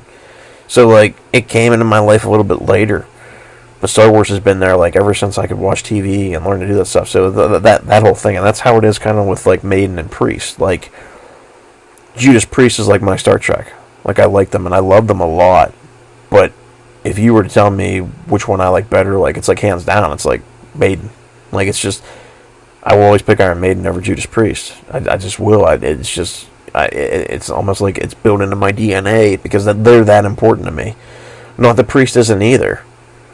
But I didn't get into Priest until after I had already got into Maiden. Yes, I listened to a couple songs from Priest, and I knew, like, the classic stuff. I knew Screaming for Vengeance. I knew Electric Eye. I knew Living After Midnight. You Got Another Thing Coming, Breaking the Law. I knew that stuff. You Got Another Thing Coming was on Guitar Hero. Again, like in the early 2000s. I played that. I knew that. And, but I didn't really dive into them. Basically, Maiden was the first band I dived into and became obsessed with. Became obsessed with everything about them. And they are the reasons I started diving into other bands and their little ponds and their little seas and their oceans then eventually to really explore them. But it was because of Maiden and who they are as a band. And I feel like everything, like they're the center of everything for me. So they're always going to be number one. But Priest is very, very close up there when you're talking about subject matter, content, all that stuff. I got into Priest really heavy when I was in college too. And I think it was like right after, a little bit after Rob came back in the band and they released Angel of Retribution. So, like, I really dug Angel of Retribution, and I love, like, the metal angel thing on the front. And then I went back and discovered Painkiller and listened to that. I love that album, too. And then went back and started listening to the older stuff, like Rock-A-Rula, Stained Class, Sad Wings of Destiny, like, Defenders of the Faith, Screaming for Vengeance, Ram It Down, Point of Entry, all those records. All that really cool stuff. So, absolutely. But then, and even the Ripper stuff too, with like Jugulator and Demolition. And I really like Ripper too because I got into Iced Earth. And that's another honorable mention that I don't have on this list. Iced Earth was a band that I really loved when I was younger too. When I was getting into metal. And I kind of put them in the niche with Metallica and Megadeth. And I really liked them. And I liked the stuff that Ripper did on Glorious Bird and Framing Armageddon and those albums he did with Iced Earth. And so, but going back to Priest, when Rob came back in the band, I love Angel of Retribution. I thought it was a solid album. I listened to it when I was in college. I thought Loch Ness was awesome. I loved Hell Rider from that record. The title track's amazing. I love that album. And then Nostradamus came out a couple years after that, and everybody shit on it. And it was kind of like, I was a new metal fan, so I kind of like went with the status quo. I was like, yeah, I really don't care for it. And I listened to it like one time, and I was like, yeah, it's not that good.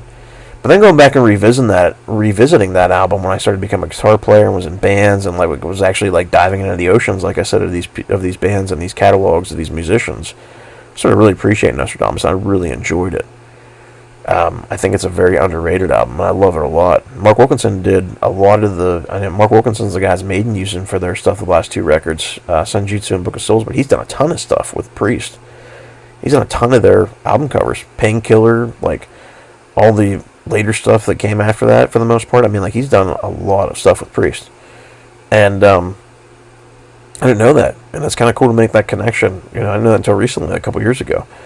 Like, when Book of Souls came out. So, like, it's cool to make that connection. But, these guys are awesome. And I want to say, KK Downing left the band, and he wasn't invited to come back in, and they got Richie Faulkner. But I love Richie Faulkner, and that's a weird connection with Maiden too. He actually played with Steve Harris's daughter, Lauren Harris, when I first saw Iron Maiden in 2008 live on the Summer Back in Time tour. Richie Faulkner opened up with Lauren Harris's band for Maiden, and I was like, that guy's a really good player. but I had no idea who he was. Now he's been in freaking Judas Priest for 13 years. It's like, that's awesome. And he's come out with 3 killer albums, and that's what I wanted to say. After Nostradamus and after KK left, Rob's still in the band. They get Richie Faulkner. They come out with 3 pretty damn good albums. Redeemer of Souls is awesome. Firepower is amazing, and Invincible Shield is amazing. Those 2 records are amazing. Like, they are spectacular metal records from Judas Priest, a band that is 50 years deep into their career, and they're still churning out some classic, amazing shit. And I mean that wholeheartedly. That stuff is amazing. Rob Halford is one of the greatest heavy metal vocalists of all time. He's top 3 for me. Top 3 by far. We'll talk about some of the other guys. But they also have, like, that band as a whole has a very similar trajectory to Maiden. It's like they had a singer, he left, they got somebody to come in and replace him, they did 2 albums, and then Rob came back, same thing with Bruce. Like, originally they had Paul Di'Anno. Paul got kicked out, and then Bruce was in the band, and then Bruce was in it for a while. They did 2 albums in the 90s, just like, almost like Maiden did, with Blaze Bayley, and then Bruce came back, and then became a 6-piece. The same thing with Rob. Rob came back, but the difference is, KK Downing left. It would be like Dave Murray leaving Iron Maiden. But I will say they found a really good replacement. And I love KK and Richie both, and I love Glenn too. I love them all. And, one thing about KK is KK's Priest, and they have 2 albums out, and Tim Ripper Owens is in that band. He joined with them. And there's a guitar player named A.J. Mills, and another weird connection with Maiden, Tony Newton, who did like the Book of Souls live chapter and produced it and did that kind of stuff. He's the bass player for KK's Priest. It's pretty cool. And then drummer Sean Elg, but they have their 2 albums, Sermons of the Sinner and The Sinner Rides Again, are both really, really good KK stuff. I don't think they're quite as good as, Judas Priest's last 3 albums and the stuff with Faulkner since he's been in the band, since he's done.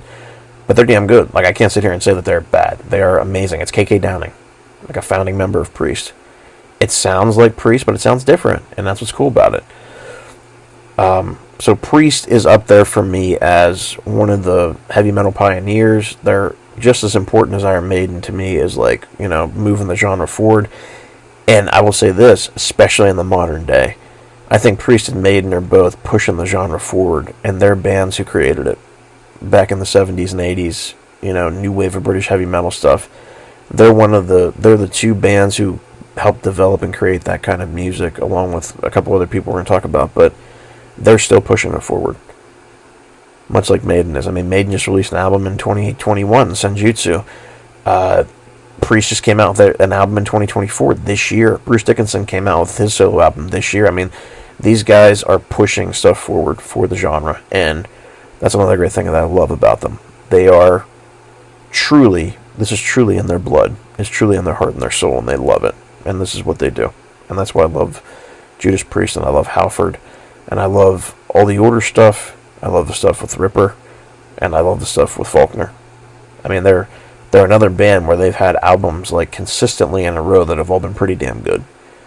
And these last 3 with Faulkner, I mean, honestly, they're probably more progressive, or a lot more progressive in ways than, a lot of the other stuff. But you go back and you listen to stuff with Ripper on. That stuff for the time in the 90s and the early 2000s was pretty damn progressive for what it was.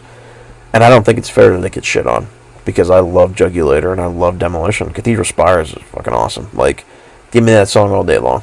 It's so good. And Ripper has an awesome voice.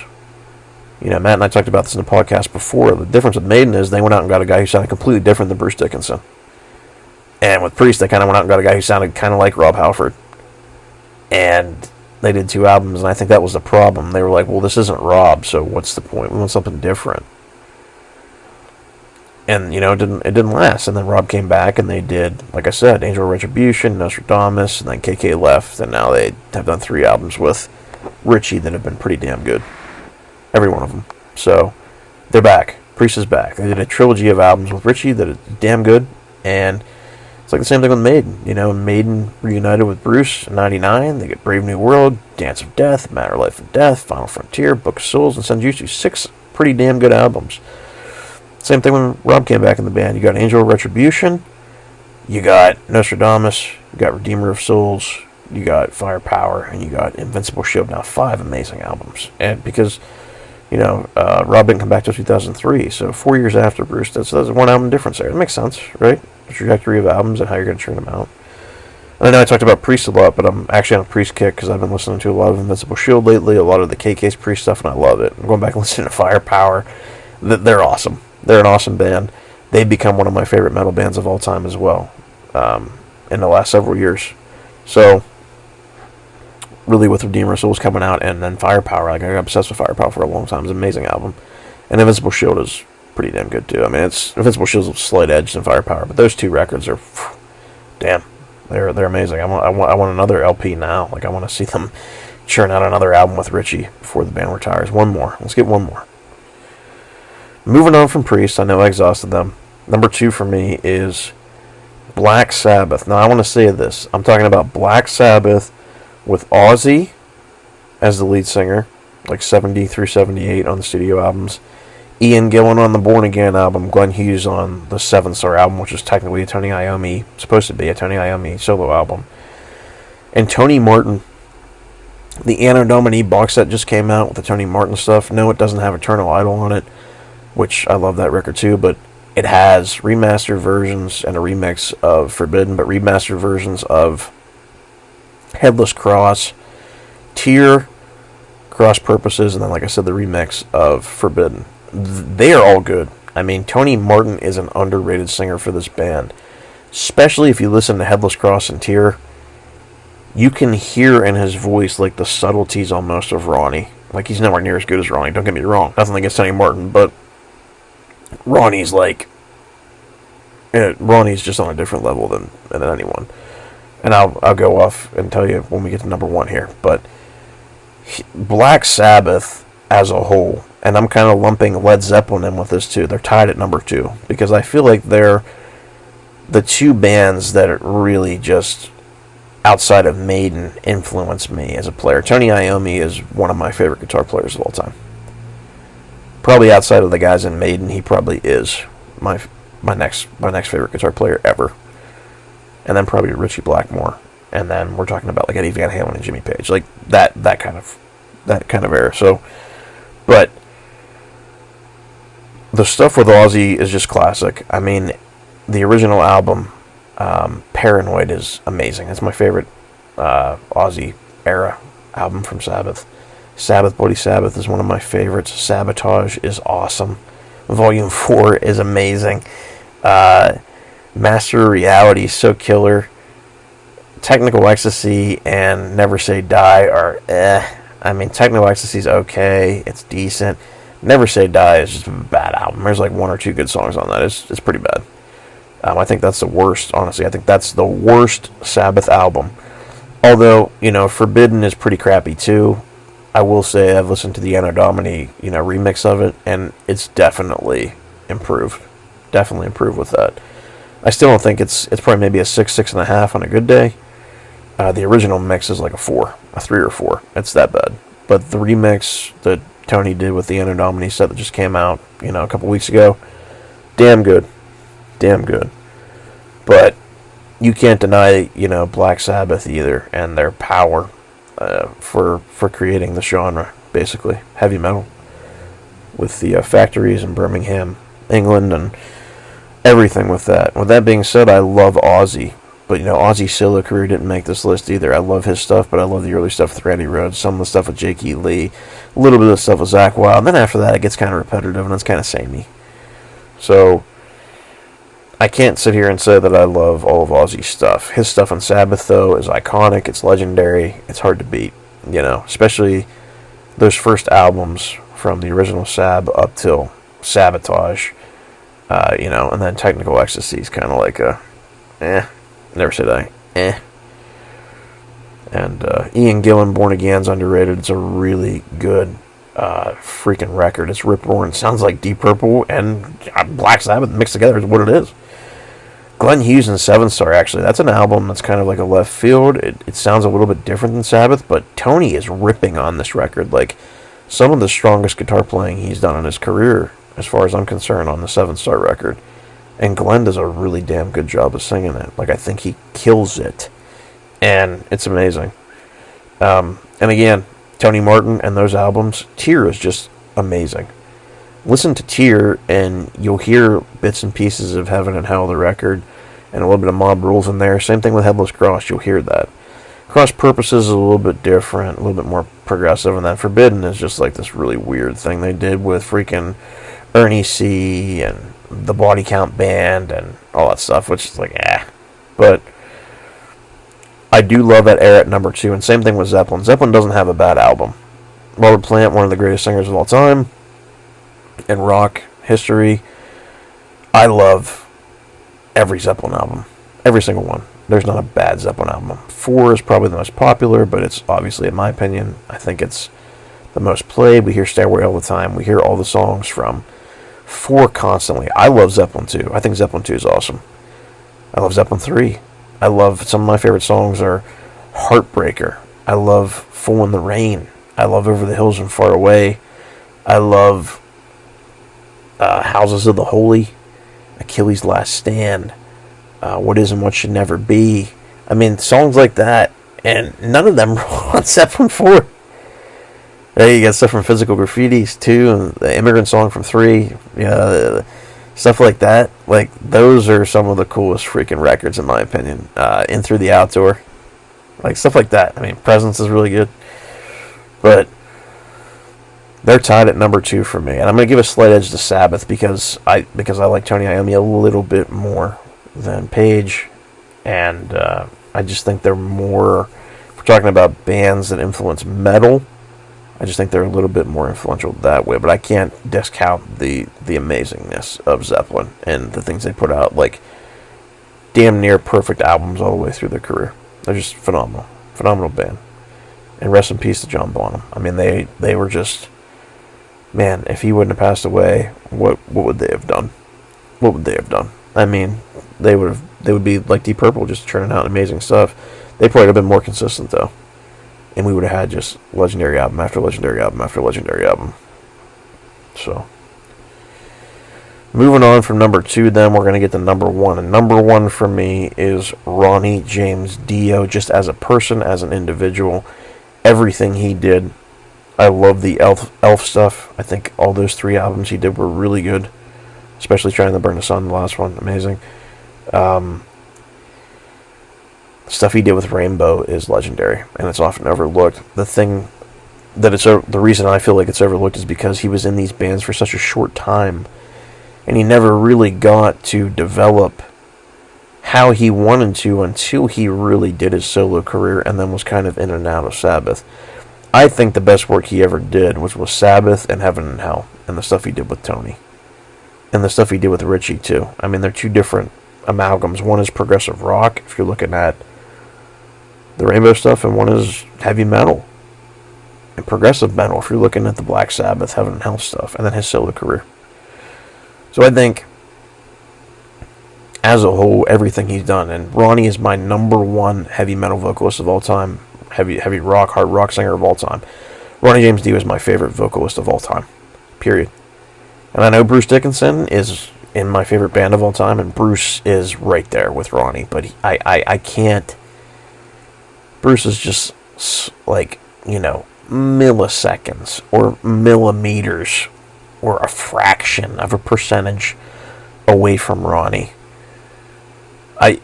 Just the way Ronnie did things. I mean, I don't know what else to say about the man. He was just a legend. I mean, everything he touched was gold, man. You can probably say that about Bruce too. You can say that about Halford. But like the guy, something about Ronnie, the stuff he did with Rainbow. I mean, there's some kind of weird spiritual like feeling when you listen to Ritchie Blackmore's Rainbow, Rising, and Long Live Rock and Roll. I mean, especially those 3 records. And then you go to Heaven and Hell and Mob Rules with Sabbath, Dehumanizer, and then the last album Ronnie ever did with The Devil You Know, and then his solo career, like the first couple albums in particular, like Holy Diver, The Last in Line, those records. Those records in particular. And honestly, some of the stuff in the 90s is really damn good too and underrated. Walk Up the Wolves is an underrated album. I love that fucking album. His concept album, Magica, is amazing. Some of the guitar players he had in his bands. I know Vivian Campbell was on the most iconic records, and Vivian probably is the most proficient player, but Craig Goldie, man, on some of the stuff he did with Ronnie. Magica, Master of the Moon, Dream Evil, those records. Tree Seeker's Jalva, amazing. Doug Aldrich on Killing the Dragon and that record. Rowan Robertson on freaking Lock Up the Wolves. Listen to Lock Up the Wolves. And the reason it sounds so different and unique and is so underrated is because Rowan Robertson's playing. He's like 17 or 18 years old when he joined Dio, and it's like, wow, this kid's amazing. And he brings this unique sound to it that it almost sounds like Richie Blackmore mixed with Vivian, mixed with Craig Goldie. It's awesome. But Ronnie will always be my favorite. My favorite Black Sabbath album of all time is Heaven and Hell. Heaven and Hell is one of my favorite albums of all time. My favorite Rainbow album is Richie Blackmore's Rainbow. I know Rising gets a lot of credit because of Stargazer, and don't get me wrong, it's fucking unbelievable. But listen to Richie Blackmore's Rainbow from beginning to end. There's not a bad song on that record. That's one of my favorite albums of all time as well. Everything that Dio did, his solo career, I own it all. I own all of his stuff, solo career. I own live recordings, Donington, Evil or Divine, Holy Diver Live. The list goes on and on and on and on for Ronnie. Neon Nights, 30 Years of Heaven and Hell for Sabbath. I own that. Live at Radio City Music Hall, Heaven and Hell. They are some of the most amazing performances vocally and musically ever. And I love Black Sabbath The End when Ozzy and them closed and their final shows from 2013 and 2017. But honestly, if you go back to the Heaven and Hell stuff with Dio, like his last couple of years with them, it's just a level above. It's just a level above. The stuff he did with Tony was unbelievable. The stuff he did with Richie was unbelievable. The stuff he did with Elf is unbelievable. The stuff he did by himself is unbelievable. He is number one. Number one. And again, tying everything together with Maiden, when we saw the Final Frontier North American Tour in 2010, 2 shows, they dedicated Blood Brothers to Ronnie James Dio, who had just recently passed away a month or so earlier. So it was like, this is amazing. And he is very, very missed. I mean, read his book, Rainbow in the Dark, his autobiography. And please, I'm begging you, if you're metal fans out there, or you're fans of Ronnie James Dio and his music, or who he is as a person, or his legacy, or what he's done, go out and watch the documentary, Dreamers Never Die, Ronnie James Dio. I literally, every time I watch it, I cry. The first time I bawled. I'm not joking, I bawled, because the ending is so sad. But it's so uplifting at the same time, and I've watched it 4 or 5 times since then, and I still cry. Because it's so powerful. This guy had something. Like this guy, honestly, I feel like he's an otherworldly being who brought something to us. His music is that otherworldly sound. And for me, Ronnie James Dio is the closest thing to Iron Maiden for me. He's up there too. Ronnie Dio and the stuff he did in his career with all the people, and that's kind of why I hold Tony Iommi and those guys close to my heart, and Geezer and those guys too, because they play with Ronnie, and Vinny Appice, because they play with Ronnie, and all that stuff. Maiden, and then, right behind Maiden is Dio as my most influential bands, musicians, artists of all time, musically. People I look up to. I'm a guitar player and a singer, so I mentioned a lot of people today. I mentioned Ronnie James Dio. I mentioned Bruce Dickinson. I mentioned Rob Halford. I mentioned Robert Plant. I mentioned David Lee Roth. I mentioned Ian Anderson. I mentioned Klaus Meine from the Scorpions. Those guys are my heroes vocally, plus more, plus other people that I've mentioned. Those are my heroes vocally. And for me, guitar player wise, it's the guys in Maiden. It's Tony Iommi. It's the guys in Dio's bands, Vivian Campbell, Craig Goldie, the other guys I mentioned, in particular those two. It's Jimmy Page, it's Matt Heafy, it's Michael Romeo, it's Robert Fripp, it's Michael Wilton, it's Chuck Schuldiner, Lovie McConan, Alex Skolnick, all these guys, David Gilmour, Steve Howe, Martin Barr, Dave Mustaine, Marty Friedman, James Hetfield and Kirk Hammett, Richie Blackmore, K.K. Downing, Glenn Tipton, and now Richie Faulkner. That's my list.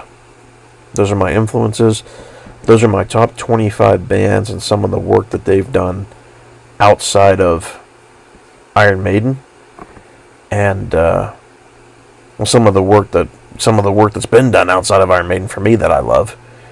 And I'm very, very proud to say that they're all unique in their own way. And if you go listen to their music, or you watch some videos on YouTube about them, or you look at their art for their CDs or their LPs and see what they're like, you'll find the similarities, and you'll see how Maiden has influenced a lot of the earlier bands I talked about, like 25 on down, and how Maiden have been influenced by a lot of the other bands I talked about. And you can see how they're all just tied together in ways, and I tried to put a couple subtle connections in here to kind of link them.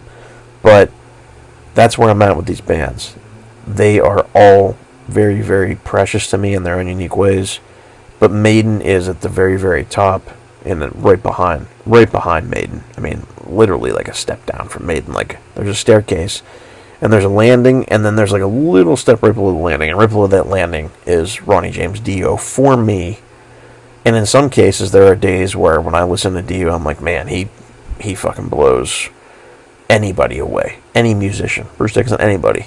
And I mean, but, you know, for Maiden as a whole, as a band, their imagery, their iconography, everything about them, they got me into this music. I have to appreciate them as number one. They always will be number one for me. They're my favorite band of all time.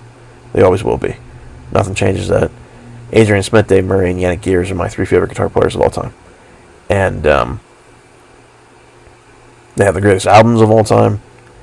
Senjutsu is one of my favorite albums of all time. And it's one of the newer ones. So, I mean, it's amazing. So, if you can go out there and get your hands on any one of the bands I've talked about's records, or their videos, or their merch, or their whatever, go out and support them. Because if you're a metal head, you're a metal fan, you're a prog rock fan, you're a progressive metal fan, you know, go out and support the bands that you like. And if you don't like them, that's okay, but give them a chance, listen to their music, see if you're into that kind of stuff. I think all the bands I talked about today are amazing, and even some of the honorable mentions I talked about are all fantastic too. So give them a shot. Thank you for tuning in to A Matter of Life and Maiden, the podcast of the Beast. I am Joe Labriola. This has been my favorite 25 bands that I like outside of Iron Maiden, who I feel like are, you know, in the same kind of vein or niche as Iron Maiden, and like I said earlier, have been influenced by Iron Maiden, or Iron Maiden has been influenced by them in one way, shape, or form. And these are some of my favorite guitar players, some of my favorite vocalists, some of my favorite artwork, some of my favorite albums, some of my favorite bands of all time. So, thanks again for everything. Up the irons out there. Stay heavy. Listen to your prog rock. Listen to your prog metal. Listen to your metal in general. Listen to your rock in general. Everybody take care of yourselves. I'll see you next time.